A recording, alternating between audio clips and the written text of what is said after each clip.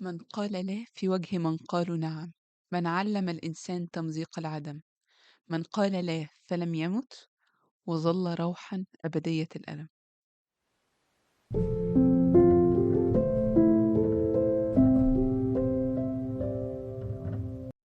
أهلا بيكم في ندوب. النهاردة عايزة أتكلم عن أمل دنقل والقصيدة بتاعت كلمات سبارتاكوس الأخيرة، وعايزة أتكلم عن موجة حارة. أنا اتكلمت في الحلقة اللي فاتت عن مسلسل موجة حارة بلس 30. عايزة أتكلم عن لمحة كمان في شخصية سيد العجاتي، ما اديتهاش حقها كفاية في الحلقة اللي فاتت.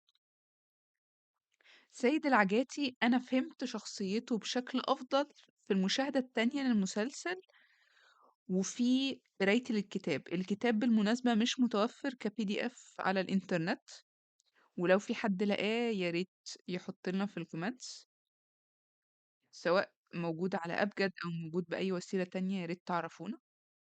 أنا لقيته في المكتبة العامة اللي أنا بروحها الحمد لله. بلاقي فيها كل الكتب القديمة، يعني اللي فيها عبق التاريخ كده وقيمة كبيرة يعني. المهم، سيد العجاتي إحنا بنشوفه في أول حلقة في المسلسل متلخبط، وحد بيخش يعني في كذا ملمح من شخصيته تحسه قرفان من اللي هو بيعمله. بيرجع في الحمام. ماشي. التفصيلة دي أنا ما كنتش فاهمة، يعني أنت جايبها ليه وإيه القرف اللي في المسلسل ده يعني. بس لما قريت الكتاب آم، فهمت هو ربطها بشغله. لما بيوصل سما أنور عكاشة في نقطة إن هو يوصف شخصية سيد، لما بيرجع لشخصية سيد لما كان صغير، فبيقول إن هو كان بيتكسف وكان حد، على حد تعبير، على حد ما أتذكر من تعبير سما أنور عكاشة إن هو كان حد بيتكسف زي البنات، على حد وصف أمه ليه وعلى حد ما أنا فاكرة من الكتاب يعني. ده يوصل لإن هو يبقى ضابط في بوليس الآداب، المعقل بقى بتاع البلاوي كلها يعني. فهو قرفان من شغله. فدي التفصيلة بتاعة الحد اللي هو في الحمام بيرجّع ده. وحاجة تانية إن هو شخصيته بتتغيّر، ودي أكتر حد لَفَت النظر ليه، وأكتر حد أخَد باله منّه أخوه نبيل، اللي هو رمزي المنير كان عامله حلو جدًا. آمم، فعلًا باين أوي يعني إنه إزاي، مش عارفة أقولها إزاي، بس الظروف المحيطة وطبيعة العمل حوّلت سيد لشخصية من أنهي نوع. يمكن في المسلسل إحنا ما شُفناش سيد وهو صغير، بس باين هو بقى عامل إزاي. زي ما في في في اقتباس كنت قُلته إن هو بقى في غاية الشَك، وبقى عنده زي غُدة شَك زي الغدة الكظرية والغدة زي باقي الغدد اللي في الجسم، هو بقى عنده غدة شَك. وده عمله المُخرج بيّنه جدًا في المسلسل. كان باين قد إيه هو شكّاك، كان باين شَكّه في مرات صاحبه حتى لو على حق، شكّه في صاحبه شخصيًا، شكّه في مراته، شكّه في كل حاجة. شَك سرطاني متوغّل ما بيوقفش. الشخصية دي بتوصل في الآخر، وهو مبيّن ده جدًا في صراعه مع سيد رجب، اللي ده كان اكتشاف بالنسبة لي سيد رجب. المهم إن يعني بتوصل ذروة التغيُّر في شخصيته إن هو تعدّى بشكل آمم ما يليقش يعني شكل فظيع على القواد، اللي هو السيد رجب كان عامل دوره يعني. وتعدّى عليه في ال في ال في مكان يعني في مكان الشغل بشكل كان لدرجة إن القواد نفسه راح عمل ضده قضية. آمم أو مش قضية، يعني عمل ضده شكوى في النيابة، اللي هو للدرجة دي وصل لحد مش طبيعي. وكان تبرير سيد للي هو عمله في القواد، ده قواد، ده بيعمل أسوأ من كده، أنا أعمل فيه كده، ده القانون مش عارف يجيبه أجيبه أنا. فده يبان لك إن هو يعني الوهلة يبان لك الوهلة ممكن تشُك إن هو ممكن يكون هو بيعمل ده صح، وده جمال الرمادية اللي في المسلسل، إنه أنت مش عارف تطلّع حد يعني مش عارف تطلّع حد أسود خالص، حتى القواد ليه نُقط رمادي، ومش عارف تطلّع حد أبيض خالص، حتى ضابط الآداب عمل إيه، فده جمال المسلسل. أنا باتكلّم عن شخصية سيد العجاتي، فزي ما باقول لكم يعني هو وصل لمرحلة إيه في إن هو اعتدى على القواد في اسم الشرطة، اعتدى عليه اعتداءً سافرًا فظيعًا، لدرجة إن القواد نفسه عرف إن هو يعمل فيه شكوى، وكان هيتوقف من العمل يعني، كان السيد كان هيتوقف من العمل، والسيد كان بيبرر ما كانش شايف نفسه غلطان، فكل ده نت نتيجة الشغل عمل إيه في السيد، وطبعًا مش هاعفي سيد من المسؤولية، مش هاقول إن السيد مجرد ضحية بائسة للقوى ولل يعني لقوى القدر أو للي بيتعمل فيه، لأ، هو مُدان، إن هو اختار إن هو يعمل كده. أكتر حاجة تبين لك إن هو كان مُدان في اللي هو بيعمله، اللي هو عمله في الآخر. في آخر المسلسل سيد العجاتي استقال، ودي كانت نقطة اختلاف ما بين الكتاب وما بين المسلسل. في المسلسل سيد العجاتي اللي هو إياد نصار راح استقال بإيده، هو قال أنا عايز أروح اسمه إيه الاستيداع أو قوات الاستيداع تقريبًا حاجة كده، وراح قايل مديره بيقول له: "أنت كده زي الفار بينط من السفينة." قال له: "ماشي، ما هي لمّا السفينة تغرق فعلًا الفار بينط منها، هو مش غلطان، وبعدين أنا مش هانُط من السفينة، أنا هاطير." أنا عجبني إن هو يعني الصورة نفسها عاملة إزاي، إن هو في سفينة بتغرق، طب ما هو طبيعي إن الفار يسيب السفينة الغرقانة، يعني هيغرق معاها for what purpose أو ولماذا يعني يغرق معاها؟ يعني هو ساب السفينة غرقانة، هو شايف إن الشغل في نقطة ما اللي بان في القضية الأخيرة كانت إن هو جاله واحدة بتشتغل بشكل في حاجات ليها علاقة بالآداب يعني، ومش حد م هي بتعمل كده عشان ظروف معيّنة، عشان هي عايزة تجوّز أختها الصغيرة، واللي بلّغ عنها بقى وهي دي النقطة المهمة، أنا مش بابرر لها، بس اللي بلّغ عنها اللي كان بيسرّحها قبل كده، بس هي اختلفت معاه وقررت إن هي تشتغل لحسابها، فزي ما السيد كان بيقول: "القانون بقى عجينة، العدالة كدبة، القاهرة بتغوص في الوحل، والعاهرة أشرف من القواد." كانت في جملة كان قالها السيد العجاتي كده وقالها بشكل حلو جدًا إياد نصار. ف المهم إن هو أخلى سبيلهم في الآخر، يعني هو أخلى سبيل الست دي و المشكلة المشكلة عمومًا في مصر وفي كل حاجة إن أنت مش عارف تقول على مين غلطان، أنت مش عارف تطلّع السيد العجاتي غلطان، ماشي السيد رجب غلطان السيد رجب اللي هو اللي عمل دور القواد يعني، بس برضه هو كان بني آدم، كان ليه نقط الرمادي. دي مشكلة الحياة في مصر أو ربما الحياة كلّها، إن أنت ما تقدرش تقول على حد إن هو أسود تمامًا أو إن هو أبيض تمامًا، دايمًا درجات من رمادي، درجات كثيرة من رمادي، حتى لو هو باين لك أسود في معاملتك معاه، ففي نُقط تانية هو بيبقى رمادي. الموضوع مُعقّد جدًا، وفكرة الحكم على البشر صعبة، وربنا يعين أي حد في الوظيفة بتاعة سيد العجاتي، مسمياهم الاتنين سيد، يعني أنا باقول واحد باناديه باسمه في الشخصية، وواحد باناديه باسمه في المسلسل، بغض النظر، عشان أنا معلّق معايا جدًا دور إياد نصار، فهو معلّق معايا باسم السيد العجاتي، ومعلّق معايا جدًا سيد رجب، لإن ده كان أول مرّة أعرف فيها السيد رجب، أنا ما كنتش أعرف سيد رجب خالص قبل ما أشوف المسلسل ده لأول مرّة في 2013، كانت أول مرّة أشوف فيها السيد رجب، فعشان كده أنا معلّق معايا اسمه سيد رجب أكتر من اسمه في ال في الشخصية يعني، وهو عمل الدور حلو جدًا بصراحة السيد رجب، هو بيعمل أدوار حلوة برضه، من ساعة ما اكتشفته هو بيعمل أدوار كلّها حلوة. فالمهم زي ما أنا شرحت لكم كده الخريطة أو الرسم البياني تطور شخصية سيد العجاتي إياد نصار، من حد بريء تمامًا، لحد شغال بوليس في بوليس الآداب، لحد بيعتدي على القواد دي الذروة، ذروة الغلط، ذروة استخدام قواه الوظيفية بشكل خاطئ، لحد إن هو يستقيل، ورجع لشاهندة، على عكس الكتاب اللي شاهندة كانت بتستغل فيها شك سيد وراحت قايلة إن هي مقتنعة بحد تاني. أنا مش مقتنعة إن شاهندة كانت تعرف حد تاني لمّا قالت للسيد إن هي هتسيبه، أنا شايفة إن هي كانت بتستغل الشك ضده من واقع الكتاب. في المسلسل كده النهاية كانت كويسة يعني هُم رجعوا لبعض. ده ليه باقوله وإيه علاقة ده أمل دنقل؟ هاقول لكم دلوقتي حالا.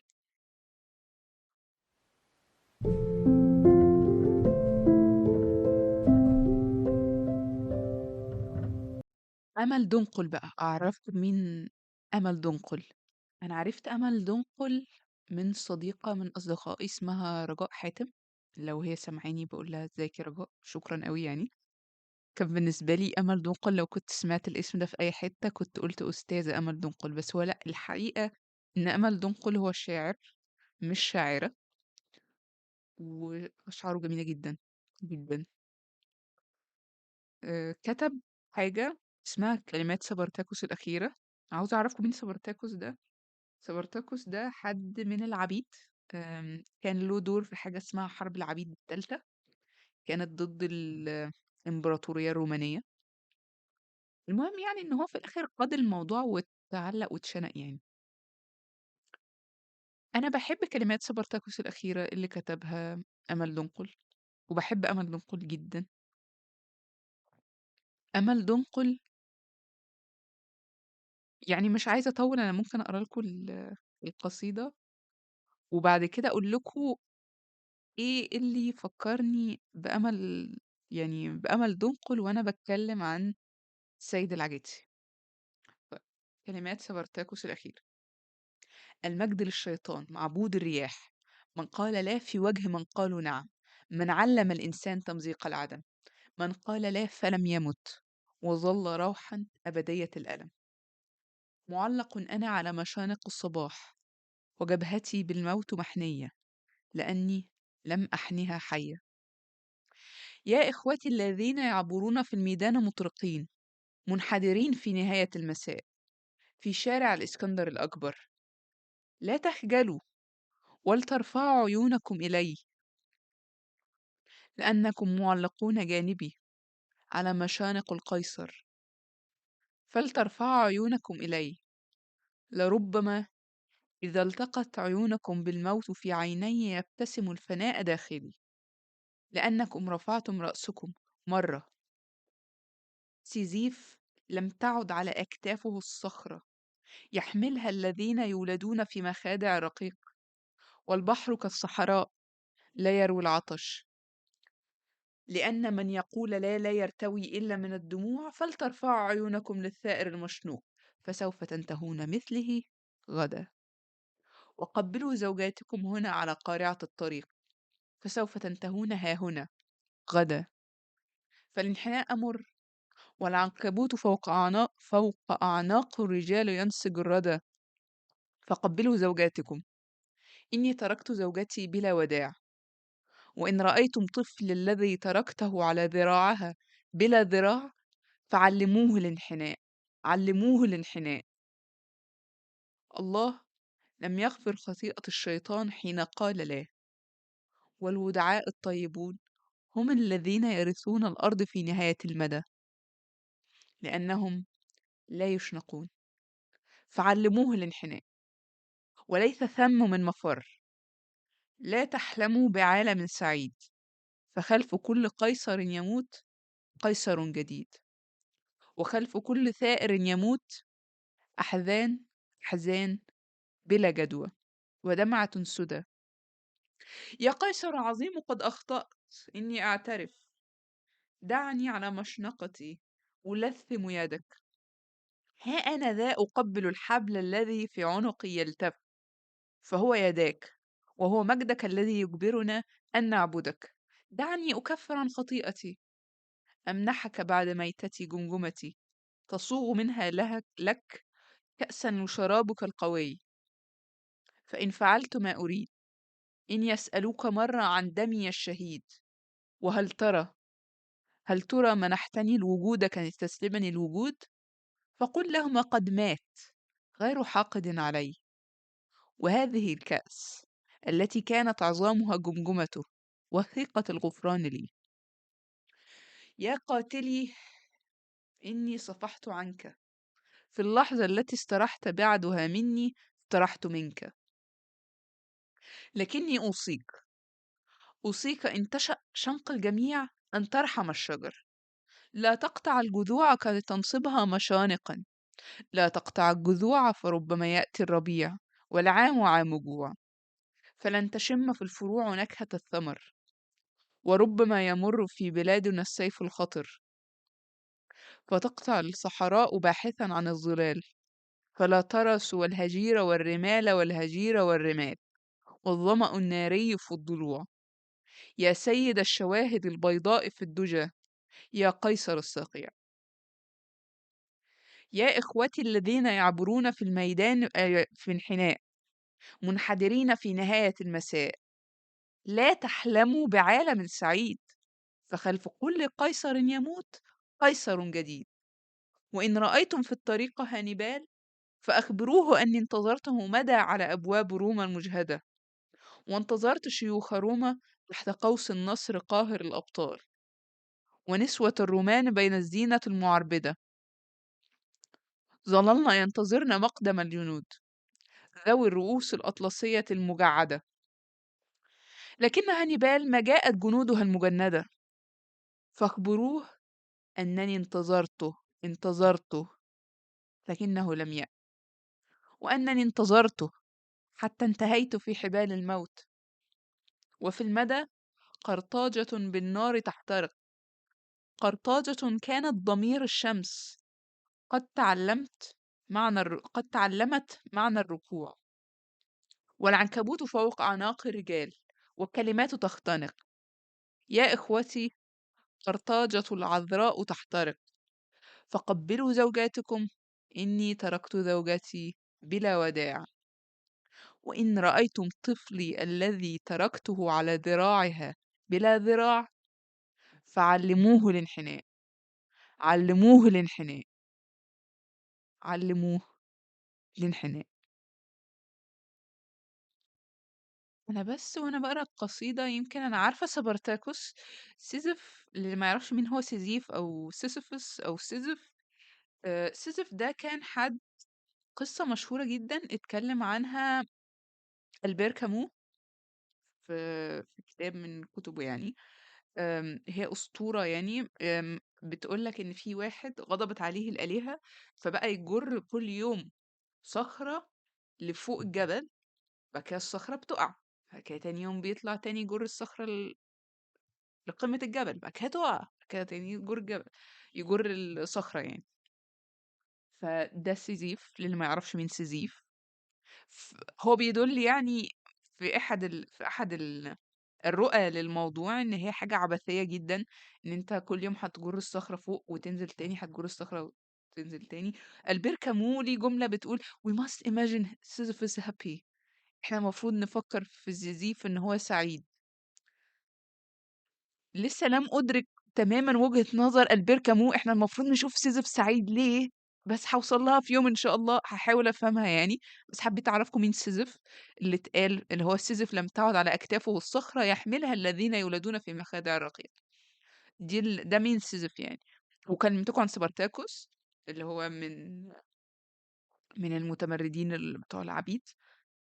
كنت عايزة أكلمكم عن مين، هانيبال بقى. هانيبال ده أنا برضو ما كانش عدى عليا قبل كده، كنت بكتشف هو مين. هانيبال ده حد من القادة اللي قهروا روما. هو كل ده كان سبارتاكوس كان ضد روما، فهو يعني دي اللعبة اللي لعبها أمل دونقل، إن هو بيقول حاجات معينة، فبيقولها من خلال الأحداث التاريخية. ممكن برضو في حاجة ممكن نعمل عنها حلقة اسمها البكاء بين زرقاء اليمامة. وفي لا تصالح المشهورة جدا، يعني مشهور جدا لا تصالح، لا تصالح وإن منحوك الذهب. أترى إذا فقأت عينيك ووضعت مكانهما جوهرتين ثمينتين أترى هي أشياء لا تشترى. دي مشهورة جدا برضو لأمل دنقل. إيه بقى علاقة أمل دنقل بسيد العجاتي؟ إيه علاقة سيد العجاتي بأمل دنقل؟ يمكن العلاقة في إن هو حد قال لا في وجه من قالوا نعم.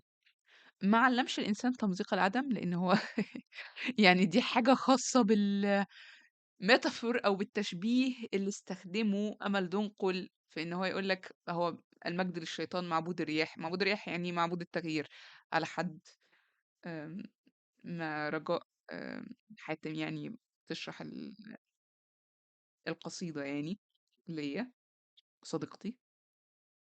فسيد العجاتي كان قال لا في وجه من قالوا نعم، ودي حاجة مش سهلة. أنت تقول لأ في وش الناس وتقول لهم أنا مقتنع بحاجة غيركم، دي مش حاجة سهلة ومش أي حد بيعرف يعملها. فعشان كده أنا حبيت المزج ده ما بين أمل دنقل وما بين السيد العجاتي في الحلقة دي. آه، احنا كده خلصنا بودكاست ندوب. لو عجبتكم الحلقة ما تنسوش اللايك والشير والسبسكرايب والكومنتس، رأيكم ايه؟ عايزين نعمل حلقة عن ايه؟ لو حاجة أنا بحبها أكيد هعمل عن الحلقة الجاية، لو انتوا عايزين حاجة معينة قولوا. بودكاست ندوب مهتم بالأدب والفلسفة وعلم النفس، أفلام ومسلسلات مؤخرا، مش أي مسلسلات مش أي أفلام، الحاجات اللي بيبقى ليها علاقة بالفلسفة فيها تفكير شوية، مش مباشرة، مش مسلسلات ساذجة مباشرة يعني. بس شكرا وكل سنة وانتم طيبين.